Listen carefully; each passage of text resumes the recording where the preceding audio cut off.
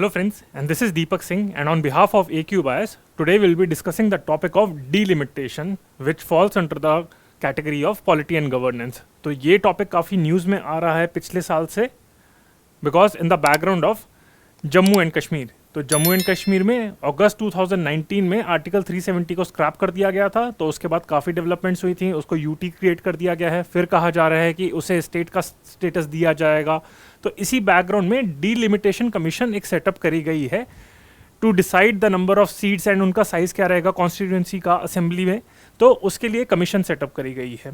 सो recent development ये रही थी, this article was published in the Hindu newspaper. ये फ्रंट पेज पे न्यूज़ आई थी कि all the political leaders from the Jammu and Kashmir region around 14, तो उनको बुलाया गया था. That was the first outreach meeting between political leaders held in a cordial atmosphere with प्रधानमंत्री मोदी जी, अमित शाह, ये आपके लेफ्टिनेंट गवर्नर है मनोज सिन्हा जी, और बाकी सारे आपके कश्मीर के, जम्मू एंड कश्मीर के पॉलिटिकल लीडर्स हैं. तो इस मीटिंग में यही जब हुई थी, अभी रिसेंटली ही ये मीटिंग हुई है, तो it led to some speculations कि अब असेंबली इलेक्शंस जल्दी होंगे. तो उसके लिए, और अगर हम पिछले साल के इंडिपेंडेंस डे की स्पीच सुने मोदी जी की, तो उन्होंने भी कहा था कि इलेक्शंस जो जम्मू एंड कश्मीर के असेंबली के इलेक्शंस जल्दी होंगे एंड उसके लिए डीलिमिटेशन का प्रोसेस पहले करा जाएगा. So delimitation is crucial for starting the political process in JNK. तो पहले डीलिमिटेशन ऑफ कॉन्स्टिट्यूंसीज होगी, उसके बाद ही वहाँ पे इलेक्शंस होंगे.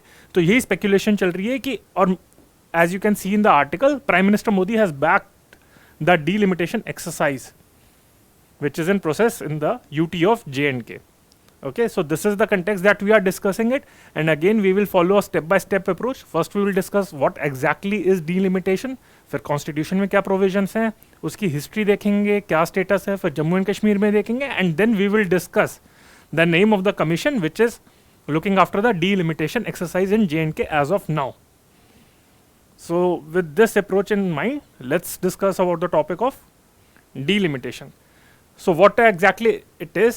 Delimitation is the act of redrawing boundaries of, if we talk about India, then redrawing boundaries of Lok Sabha and state assembly seats. तो ये दोनों के लिए होती है, लोकसभा के लिए भी होती है और स्टेट असेंबली के लिए भी होती है. उनकी जो कॉन्स्टिट्यूंसी होती है, तो उनकी बाउंड्रीज डिसाइड करती है to represent changes in population so that the population of all seats is the same as far as possible.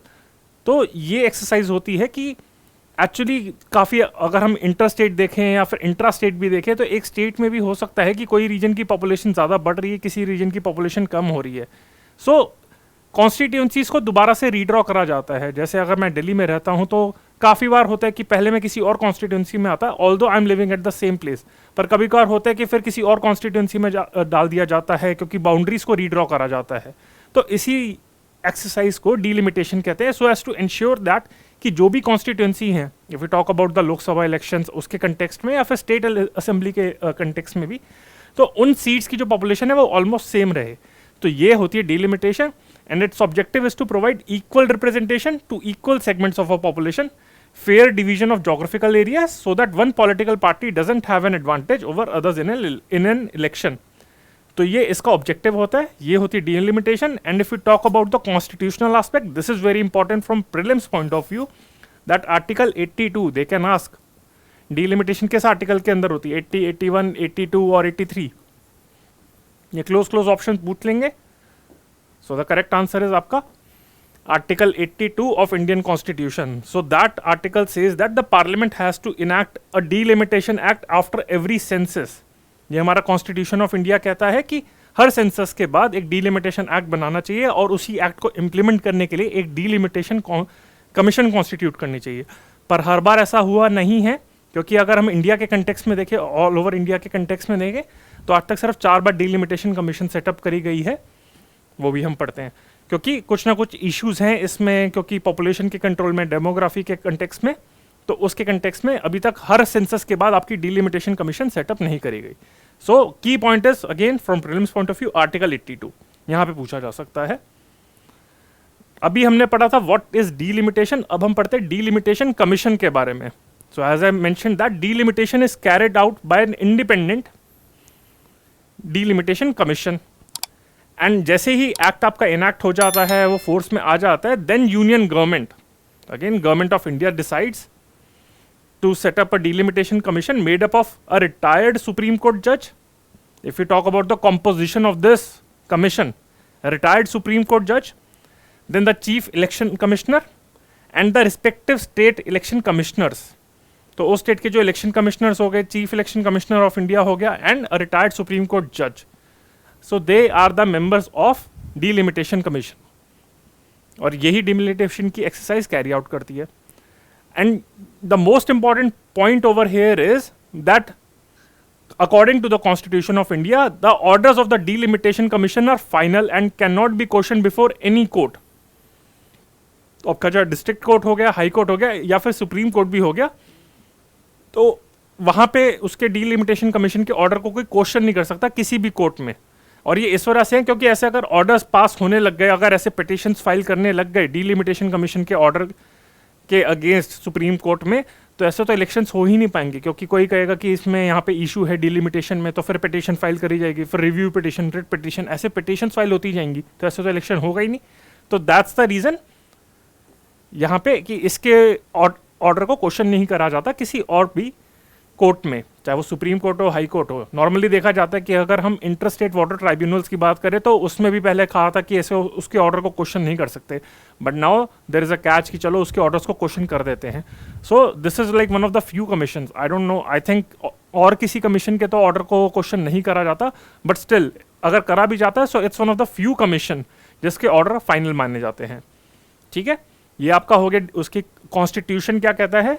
Then if we see the history, then delimitation commission have been set up 4 times in the history of India. अगर हम Jammu and Kashmir को थोड़ी देर के लिए छोड़ दें क्योंकि earlier it was governed by its separate constitution, तो अभी हम रेस्ट ऑफ द इंडिया की बात करें so for deciding the seats तो ये 4 बार सेटअप करी गई है and the years are 1952, 1963, 1973 and 2002. ठीक है, तो 1981 और 1991 के सेंसस के बाद कोई कमीशन सेटअप नहीं करी गई थी एंड 2011 के सेंसस के बाद भी. उसका हम रीजन भी पढ़ लेंगे ऐसा क्यों था. तो again the number of years and in fact the exact year is also very important. They can ask you that इसमें से कौन से साल के बाद डीलिमिटेशन कमीशन सेटअप नहीं करी गई थी. सो the correct answer is 1952, 1963, 1973 and 2002 under the acts of 1952, 62, 72 and 2002. तो ये 4 बार सेटअप करिए for the rest of the India and 1981, 1991 and 2011 में के सेंसस के बाद कोई डीलिमिटेशन कमीशन सेटअप नहीं करी गई थी. अब आपका क्वेश्चन आएगा कि इसमें गैप क्यों है, क्यों इसमें कॉन्स्टिट्यूट नहीं करी गई थी जबकि हमारा constitution of India under article 82 कहता है कि डीलिमिटेशन कमीशन सेटअप करनी चाहिए. इट इज़ बिकॉज आपने देखा होगा कि डेमोग्राफी में जब हम पढ़ते हैं, पॉलिटी एंड गवर्नेंस में हम पढ़ते हैं, तो उसमें हमने देखा है कि सदर्न स्टेट्स ने अपनी पॉपुलेशन तो कंट्रोल कर ली है. काफ़ी स्टेट्स का जो TFR है, टोटल फर्टिलिटी रेट जो आपका आता है, इट इज़ बिलो 2.1. उनकी पॉपुलेशन स्टेबलाइज हो चुकी है. केरला का आई थिंक इट्स 1.9 और 1.7. बट जो नॉर्दर्न स्टेट्स हैं, खासकर जो बीमारू बेल्ट कही जाती है, बिहार हो गया, उत्तर प्रदेश, मध्य प्रदेश, तो यहाँ पे पॉपुलेशन अभी भी काफ़ी हाई है. तो नॉर्मली क्या होता है कि पॉपुलेशन के according he number of seats allocate होंगी, बट सदर्न स्टेट्स ने पॉपुलेशन कम कर ली. सो ये उनका आर्ग्यूमेंट था that because of like they have reduced the population, they are being penalized by reducing the number of seats in the parliament. तो वो कहते हैं कि हमने तो बल्कि पॉपुलेशन कंट्रोल करी, स्टेबलाइज करी, बट हमें रिवॉर्ड करने की बजाय हमें पिनलाइज करा जा रहा है by reducing our seats in the parliament.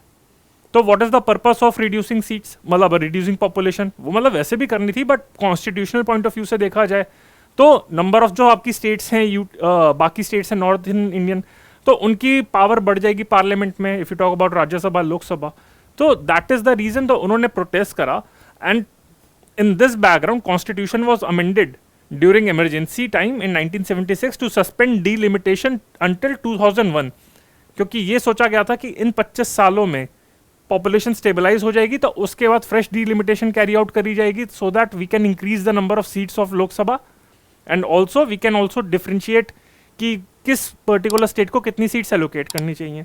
But again we are still far away from population stabilization. तो ये 2001 फिर एक और अमेंडमेंट पास करी गई थी एंड अब ये कह दिया गया है तो डीलिमिटेशन जो होगी या फिर नंबर ऑफ सीट्स जो आपकी लोकसभा असेंबलीज में होंगी, so that will be decided after 2026. तो इसी वजह से 2026 तक डीलिमिटेशन आपकी सस्पेंड करी गई है, ये आपका कॉन्स्टिट्यूशनल अमेंडमेंट कहता है. So that is the reason there was no delimitation in 1981 and 1991. फिर 2002 में उन्होंने कर दी थी, बट स्टिल उसके बाद यहाँ पे 2011 में फिर अमेंडमेंट पास करी गई एंड 2011 में कोई नहीं हुआ. 2021 का तो अभी सेंसस हुआ ही नहीं है, पर अगर होता भी तो उसके बाद भी यहाँ पे डिलिमिटेशन कमीशन सेटअप नहीं करी जाती for rest of the India. अब तक हमने बात करी थी रेस्ट ऑफ द इंडिया की, अब हम बात करते हैं जम्मू एंड कश्मीर के कंटेक्स्ट में. नाउ जम्मू एंड कश्मीर का, as we all know that till August 2019, जब तक आर्टिकल 370 को स्क्रैप नहीं करा गया था, those of you who don't know about the article 370, then article 370 of the Indian constitution give Jammu and Kashmir the right to have it separate constitution. तो apart from few things उसको Indian उसका एक separate constitution होता था. सो इसे अगस्त 2019 में abolish कर दिया गया था. तो तब तक का क्या सिनेरियो था कि तब तक जम्मू एंड कश्मीर का एक डिफरेंट अपना कॉन्स्टिट्यूशन था. तो delimitation of Lok Sabha seats in J वो तो कॉन्स्टिट्यूशन ऑफ इंडिया गवर्न करता था, बट स्टेट असेंबली सीट्स जो आपकी गवर्न होती थी वो जे के अपने कॉन्स्टिट्यूशन के अंदर एंड अंडर जे के रिप्रेजेंटेशन ऑफ पीपल एक्ट. अभी आपका रिप्रेजेंटेशन ऑफ पीपल एक्ट 1951-1952 है जो इलेक्शन कमीशन डील इम्प्लीमेंट करता है, पर under the it's separate constitution Jammu and Kashmir also enacted the representation of the people act. तो वो असेंबली सीट्स की उसका स्ट्रेंथ कितनी कश्मीर में होगी, कितनी जम्मू में होंगी, उनकी कॉन्स्टिट्यूंसी का साइज क्या होगा, तो वो सेपरेटली उनकी अलग डिलिमिटेशन कमीशन होती थी. Again I just want to clarify कि जो लोकसभा में जो जम्मू एंड कश्मीर की सीट्स थी वो तो कॉन्स्टिट्यूशन ऑफ इंडिया के अकॉर्डिंग ही डिसाइड होगी, पर जो उसकी इंटरनल अपनी स्टेट असेंबली की सीट्स थी that were govern by separate constitution and separate representation of people act. But now it stands repealed. तो अगर जम्मू एंड कश्मीर के कंटेक्स्ट में देखा जाए तो 1957 का एक्ट था. 1950s तो काफ़ी टर्बुलेंट रहे थे, तो 1963, 1973 एंड 1995 इन 3 सालों में जम्मू एंड कश्मीर की सीट्स को डिलिमिटेशन कैरी आउट करी गई थी. And the last exercise was conducted by the justice K Gupta commission when the state was under president's rule and was based on the 1981 census which formed the basis of the state election in 1996. Okay friends, तो 1981 के census के basis पे delimitation हुई थी 1995 पे, और फिर 1996 में आपके असेंबली इलेक्शंस हुए थे. तो आज तक 3 बार जम्मू एंड कश्मीर में जो असेंबली सीट्स हैं उनकी डिलिमिटेशन करी गई है. Okay, and there was no census in the state in 1991 and thus no delimitation commission was set up by the state government. And वहाँ पे भी फिर ये डिसाइड करा गया that it will put a freeze on the fresh delimitation of seats until 2026. So has to be in sync with the government of India जो rest of the India है, and this freeze was upheld by the supreme court. तो उसके बाद भी आपकी देखा जाए तो यहीं पे 1963, 1973 एंड 1995 में ही आपकी डिलिमिटेशन हुई थी. उसके बाद से कोई डिलिमिटेशन हुई नहीं थी.